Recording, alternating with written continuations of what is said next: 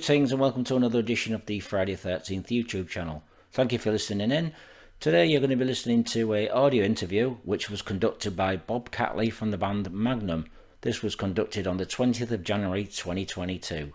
So we're talking about the new album, The Monster Roars. We also spoke about Bob's inspirations, who inspired him to become a singer, as well as previous albums from Magnum. So please take it for what it is. Like I say, it's only audio. Bob couldn't do visual, unfortunately, but it's a great interview, so enjoy. Go and check out the new album, The Monster Roars, released on Steamhammer. It's a fantastic album. So please share on Facebook, Instagram, Twitter. Thank you for listening and watching. Leave some comments and please share where you can. Be safe, metalheads, and thanks for listening. Cheers.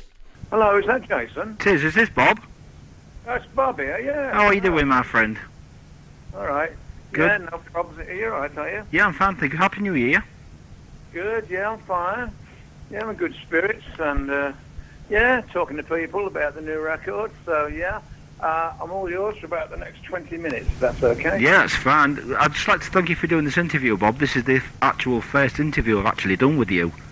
All right, In yeah. 34 years of doing Friday the 13th, I've never actually interviewed you before. But I've reviewed a lot of your albums in the past. Well, so thank you for doing this interview, Bob. Much appreciate it. You're very welcome. So, congratulations on a fantastic new album, which we'll talk about very shortly. Righto, thanks. So, Cheers. Yeah. I'm going to ask you some warm-up questions first. As a singer growing up, which singers inspired you to become a singer? Mick Jagger, initially. I was buying records from the late 50s and early 60s anyway, but I didn't really feel like I was what I wanted to do in life until the Rolling Stones came along. And I mean, yeah, I'd been a bit of a Beatles fan, and then I saw the Rolling Stones at the Town Hall in Birmingham, and I couldn't hear a thing. They were singing about just screaming women, but it was a fantastic atmosphere, you know. And I thought, well, Mick Jagger, wouldn't it be great to be like him on the stage and all that? You know, when I was about 15 or 16, and I took it from there. Really, I joined a local band. In fact, I was in several local bands in the 60s, and I just carried on singing and hopefully trying to earn a living from it somehow, which wasn't always the case. But I got through that period, and I was a bit of a Ronnie James Dio fan in the 70s, and Steve Perry from Journey, and Lou Gramm from Foreigner. So I was an admirer of their vocal styles and techniques, and you know how they came across, and you know you get influenced without even knowing it, really, you know. So I probably sounded like all of them, all mixed up, and eventually me and Tony started working together, and I kind of, by then I was like influenced out, and my voice was getting there, and I was quite confident with my vocal prowess, and Tony was very happy with it, and we started doing demos together, and that's how I started singing, really. But in the 70s I started to take it seriously, and this is what I want to do in life, and you know, this was my vocation in life, to become a singer and try and be up with the proper singers up there, you know. And that's what I've been doing all my life, really. Just wanted to be a vocalist and enjoying Johnny Clarkin's songs and other people I've worked with over the years. And I've had a great time doing it, being a singer, and I recommend it to anybody. Right. Yeah, you know, as long as you don't, you have to look after your voice sometimes, and don't get, the worst thing a vocalist can do is shout in a club or on the stage, you know, and you're going to lose your voice doing that on a 4 or 5 consecutive gigs like we do. Right. Did you actually have any singing lessons growing up then, or did you just learn yourself? No, it just evolved, you know, just by doing it, really. Getting it wrong, and you know, trying to get it right, and eventually being accepted by people who would want your voice in their band, you know. No, I never had any. No. Right. I don't think so. No, I mean, over lately, I mean, Kip Winger tried to give me some tips. Kip Winger from Winger, he tried to show me how to warm up my voice, and I couldn't really take it seriously, you know. I thought, I'm past this. I know how to warm my voice up, you know, before we go on stage. And he was just trying to be helpful, but he kept sounding like a bit of a cow mooing, and I couldn't keep my face straight. And I said, "Sorry, I can't do this, Kip, my old mate." I had him support me on some Bob Catley solo shows in between Magnum, which was a bit of a coup.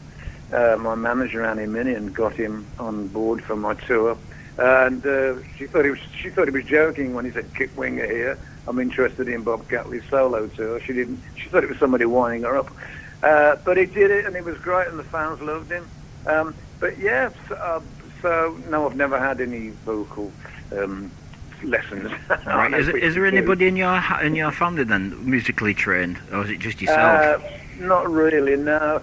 I mean, my sister's been in acting all her life, and my daughter used to play the piano and flute, but. Apart from that, I'm the only one who's kind of, you know, took it on board and made a living from it, hopefully, over the years. So we got acting and music in the family. I mean, I was always, I'm told, the life and soul of the party when I was 5 years old, you know, singing the songs at the time, you know, what was called the hit parade. Right. Right. But, we're not... Yeah, we're a great family, we're a close-knit family, but I'm the only one who's took it to a professional level. Right, okay then, Bob. So my next question for you is then, when you look back at all the albums that you've done with Magnum, do you have a favourite and why?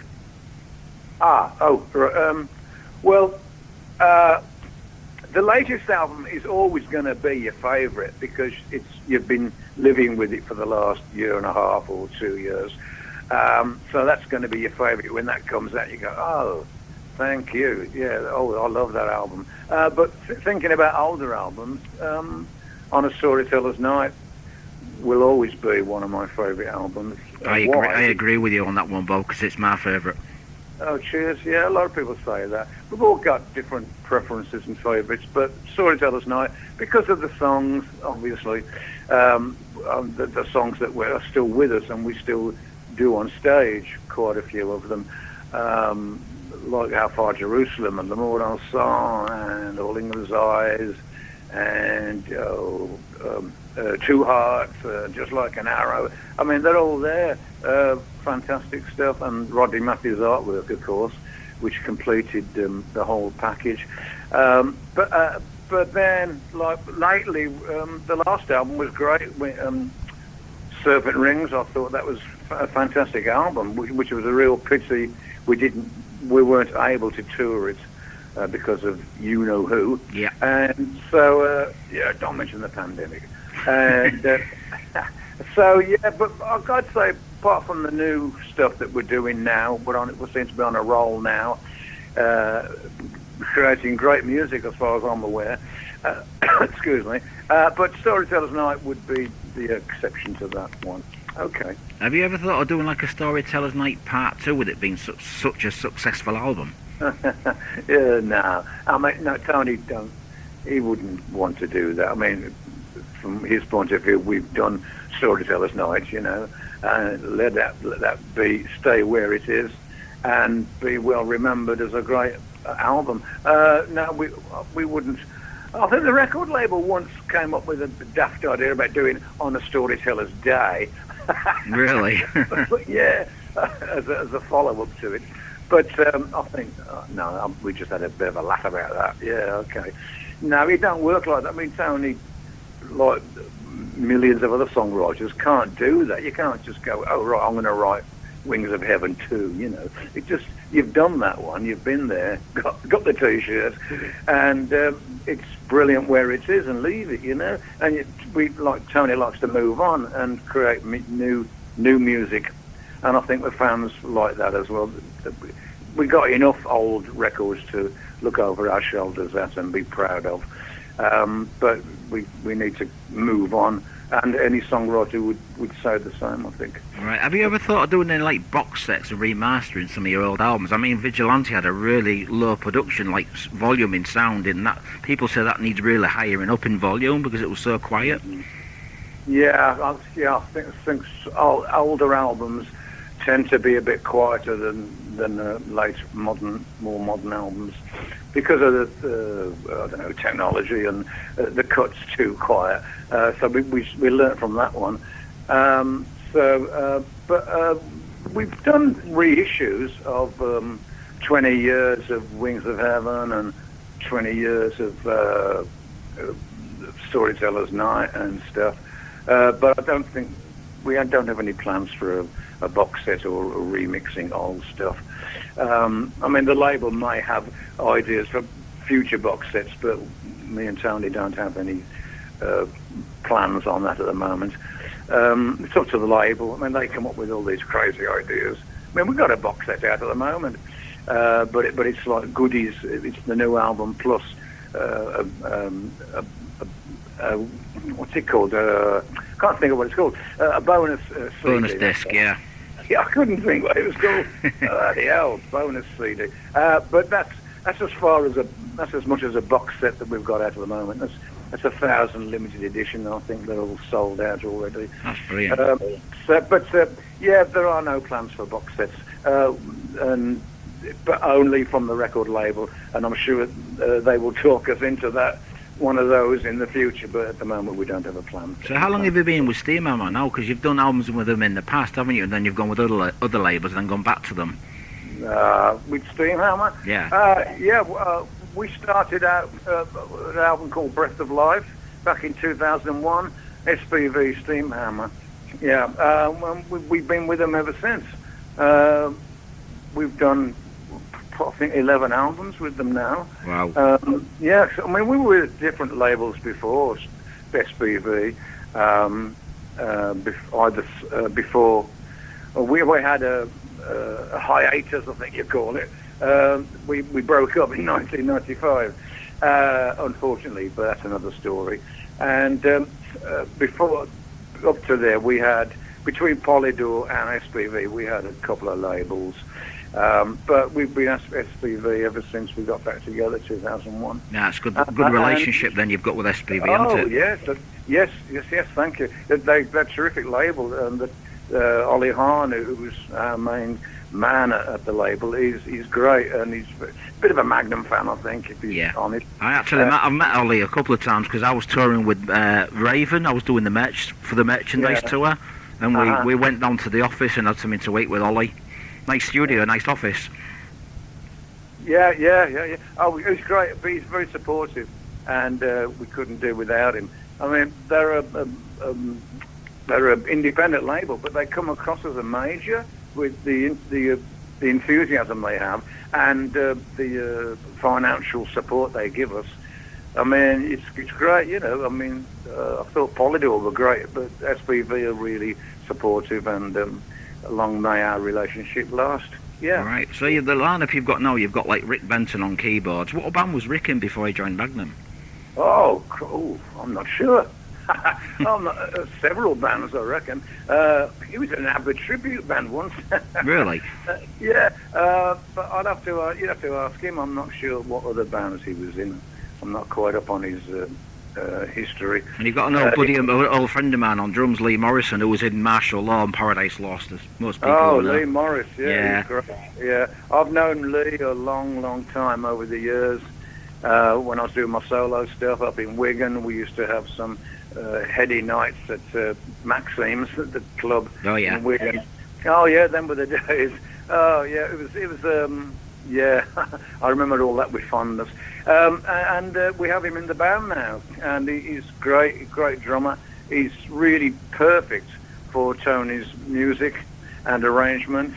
And Lee says, don't worry, Bob and Tony, I'm the last drummer you'll ever need in Magnum. That's brilliant. So I'm going to keep him to that, because he's a fantastic player, and he's a good mate, and we get on really good as well. Brilliant. So why did Alan leave the band, Alan Barrow? What was the reason for him leaving? Okay. Well, family reasons. He couldn't. It wasn't working for him. He was away from home, too long and too often, and for what we were quite demanding at the time. And he went along with it for several years, but I think it got too much for him, so he left for personal reasons. Yeah, because you got Dennis Ward, who used to be in Pink Cream 69. How did you hook up with Dennis? Yeah, right. Well, yes, Dennis. I know Dennis from my last solo album. It's called Immortal, and he was the producer that Frontiers got for me, and we got on great. And he did all the he put the band together for me and the musicians in the studio, and a great bass player, great singer. He plays keyboards, and he's a producer himself. Yeah, I know. See, he's a bit of an all-rounder, Dennis. Yeah, a bit of a big head. All right, Dennis. And he's great. He's fantastic, and he's a big asset to the band now. Yeah, I love the lineup as we have it at the moment, and I hope we stay like this for a long time now, because you couldn't get better people in the band than what we have now. It's fantastic. It's a strong lineup. I said Dennis is a great producer. He does a lot of melodic rock and metal bands, so he has a really good sound for drums. In particular. Yeah, that's right. Yeah, but we want him for his bass playing and his vocals. I mean, we have a producer called Tony Clarkin, so it wouldn't work having two producers in the studio, I don't think. But he's there. He's a fantastic bass player and singer, and that's why we had him. Tobias Sammet from Edguy recommended him to us because we were looking for a bass player. So thank you, Toby.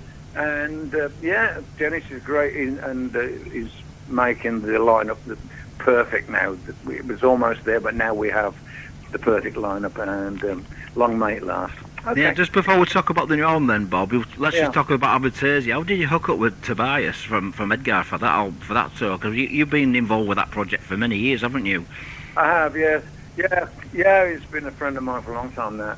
He was a Magnum fan, and he got in touch with my manager, Annie, to see if I fancied doing something for him on what was called Aventasia, which I'd never heard of. This was in like 2000, I think. 2008. I did some songs for him. A couple were on the Metal Opera Part 2, and I did another song which was on an EP, a bonus, an EP to run alongside the album, and that was called The Story Ain't Over, which I'm told is my trade mark for Aventasia, and I always come out on stage and do that on stage for the fans. And that's what I'm known for. And so we got together, and I heard what he wanted me to sing, and I well, okay, let's do this. And I've been with them ever since.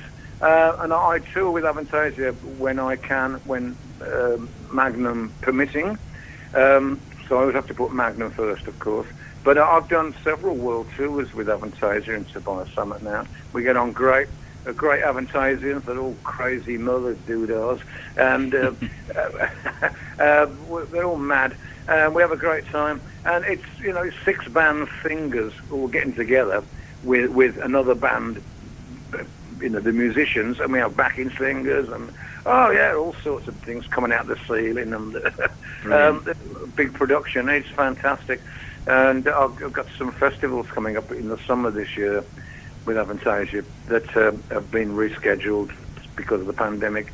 So I'm doing a few of those in between the Magnum tours, Part 1 and Part 2 in the UK.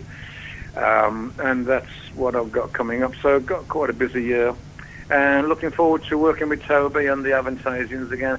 I mean, Ronnie and Johan Lander and Eric Martin, and, the list is endless. And Hartman. I mean, they're all great performers in their own rights, and you put us all together, and it's one hell of a package. It's worth seeing, it really is. I just wish Aventasia did more shows in the UK. Right then, Bob, so we'll talk about the new album, shall we? So the album's called The Monster Roars. When I first saw that album cover, I thought you were turning into a black metal band. Yeah, we are. I thought you was going to wear corpse paint on stage. Yes, metal we are. So why did you decide to have this cover? Because it's a really dark cover for Magnum, because Rodney Matthews has done pretty much all your album covers, but to do this, it's Yeah. It's a very dark cover. Well, yeah, but it's perfect for the song, The Monster Roars. It's the title track, the first track on the album, and it's just it depicts. I mean, the lyrics are about children going to bed and being scared and what was that bump in the night, and imagining stuff, having a nightmare. But it's just a dream, a bad dream. Having said that, and The Monster Roars is all in the lyrics for people to understand what the song's about.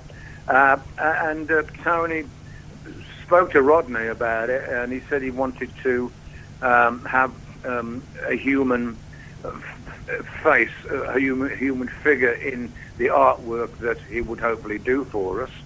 And he told Rodney what he wanted to do, and we did the photo session, and it came out that good that Tony thought it was that's what should be the album cover, not just lost in a larger piece of artwork. So we told Rodney what our intentions were, and Rodney said, "Oh, okay, fair enough. I'm quite busy at the moment anyway, so I don't think I would have had time to do anything for you for this album. But hopefully we can look forward to working with Rodney sometime in the future." Brilliant. But I think the album cover works great, and it's perfect for what's going on in the song, and I think it's a really great piece of makeup, and it was that's the model for the monster is Tony's son-in-law, Martin Brennan, who was mad for it. Yeah, I'll do it. The horns and everything. So yes, it is dark, but it's only because of the lyrics in the title track. Was that the first album title you had for the album, or did you have any other titles for the album? Well, that one stuck out really from the others. There were other titles that Tony could have come up with. We talk about it, but it just seemed obvious to go for The Monster Roars and to put some artwork around that. And I'm sure we will work with Rodney Matthews in the future, because he's been with us all these years now, and he's done us some great artwork on our albums, and I'm sure we will work with him in the future. But this was the right thing to do for this record. Right, sir. And it is different, but it's meant to be, Okay. Right, so what songs from the new album stand out for you? Which are your favourites? Do you have any favourite songs from the new album? The Monster Roars, I think, is a great track, great opening track. We're going to be doing that on stage, of course. And the song called Remember, which is a great up-tempo dance stuff. You can have a leave around to it. It's not dance music. I'll take all that back. You can jiggle around to our music, but it's not dance music. It's hard rock and roll music, and with some ballads. I think one of my other favourites on the album is called Your Blood Is Violence, which is about 6.5 minutes long, which is great. I like the long ones. And that was written in the break of the recording of the album. We did it in two halves, like I say. And one song wasn't really working at the end of the first session.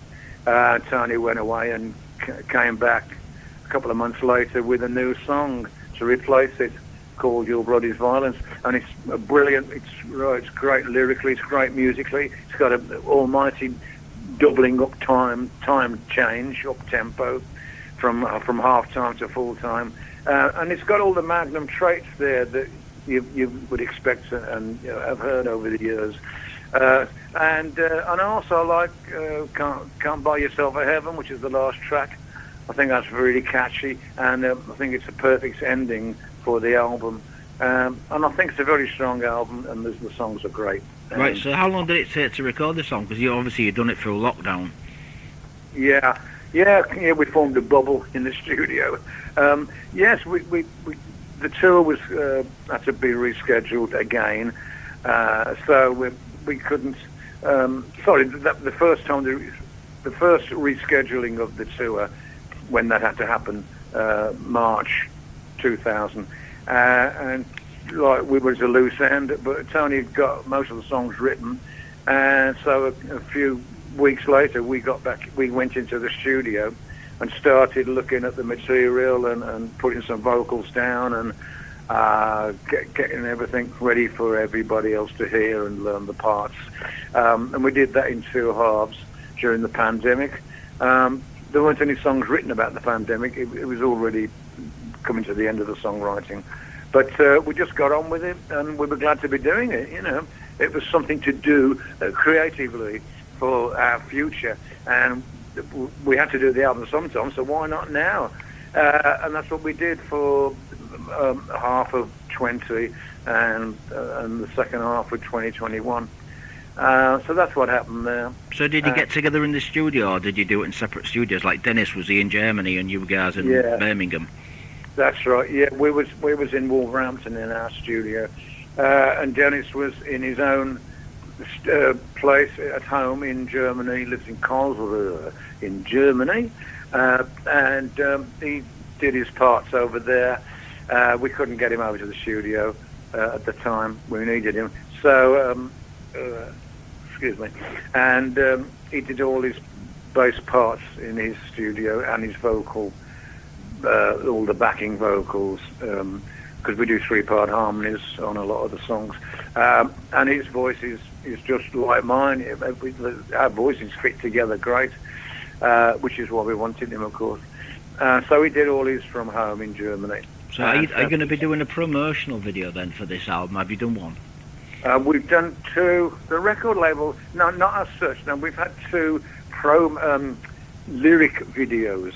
Sorry. Yeah, so we had one for I Won't Let You Down, and another one for No Stepping Stones, which has got brass on it. That's a real leap around track. And I'm going to sneeze. Oh, excuse me. Hang on a moment. So are you happy with the way the album's turned out then, with the way it's been done through COVID? Oh, sorry. Excuse me, I had to blow my nose then. So I've got a cold on me. That's better. Say that again, sorry. So are you happy with the way the album's turned out, considering you had to do it through a lockdown? Yeah, yes. Well, the lockdown just spurred us on, you know. It's right, well, we've got to get this done under these circumstances. But it's a great album, and I think, you know, we should carry on doing it like this. But with no more lockdowns, please. Yeah. There's too many people suffered too long now. Enough is enough. But we shall see. Hopefully things will get better. So who are you going on tour with? Because your tour starts very shortly, doesn't it, in a couple of months' time? Yeah. Well, we're doing the UK. We're headlining the UK in 2 halves. First few gigs are in end of March, early April. And then we have to wait till September to complete the tour because of the pandemic, and that's the way it's been torn apart. So we can't do it all in one go. And then we're going to go on tour with a band called Gordon Bennett. God, sorry, put this on hold. I'm having a problem. Yeah, and they're called. Sorry, my nose is running.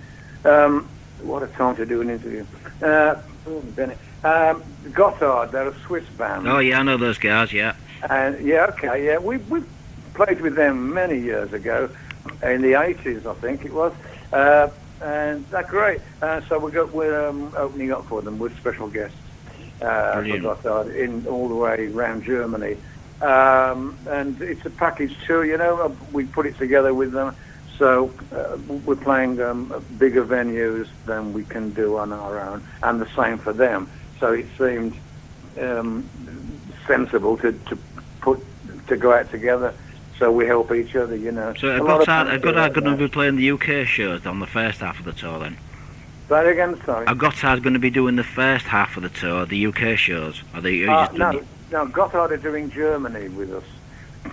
No, they're not on tour with us in the UK. It's a German tour, Magnum and Gotthard, and then we've got some European shows on our own after that. But yeah, now we have another band on with us called Fear in the UK, who played with us before. And Gotthard is purely around Germany, 16 shows in Germany. That's brilliant. It's great. Going to be looking forward to it. Terrific. Be really good. Right then, Bob, I'd like to thank you for doing this interview. Do you have anything to say to the people that'll be watching and listening to this interview? Right. Hello, everybody. Hope you like the new album, The Monster Roars. And thanks for sticking with us over the years. You've been great and supporting the band. Thank you. And we'll hope you can try and come and see Magnum on tour in the UK. Brilliant, in Bob. March or September, wherever you live, depending on where you live. That's what I'd like to say. And thank you. You've been great people. Thank you. Nice to talk to you. Thank you, Bob. Take care, my friend. Bye-bye. Ta-ra, mate. Bye, mate. Bye-bye. Cheers.